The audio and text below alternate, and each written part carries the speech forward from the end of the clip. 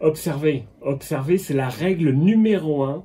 Si on veut observer le vivant, si on veut regarder le vivant, et si on veut regarder les baleines, si on veut comprendre ce qu'elles font, il faut pouvoir les observer. Alors, on a 4 moyens, enfin 4 types différents d'observation.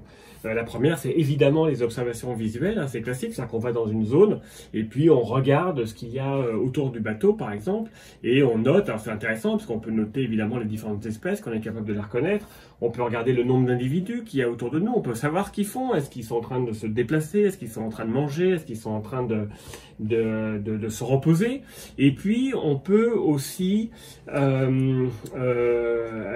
noter en fait différentes informations comme la présence d'oiseaux marins par exemple, comme des déchets autour du bateau, comme par exemple ou carrément d'autres bateaux qui sont également en observation dans la zone.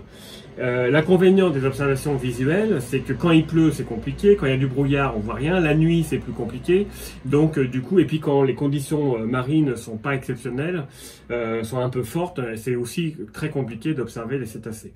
Alors, il y a d'autres méthodes, comme par exemple des petits modules électroniques. Maintenant, vous savez, des petits modules électroniques qui ont plusieurs capteurs, comme des capteurs de température, capteurs de pression, comme capteurs de luminosité, par exemple, et qu'on va ventouser sur le dos d'un cétacé, et là il va pouvoir partir. C'est des capteurs qui ont fait leur apparition dans les années 2000 parce que on s'intéressait à des grands plongeurs comme le cachalot, comme les baleines à bec. On voulait savoir ce qu'ils faisaient dans ces très grandes profondeurs, à plus de 1 km de profondeur ou 2 km de profondeur, et bien évidemment on ne pouvait pas envoyer des robots ou des plongeurs pour les suivre, donc on leur mettait ces petits modules électroniques. Et puis, une autre méthode, la troisième méthode, c'est la génétique. En fait, la génétique donne beaucoup d'informations, que ce soit sur les cétacés qui sont échoués, par exemple, ou les cétacés vivants.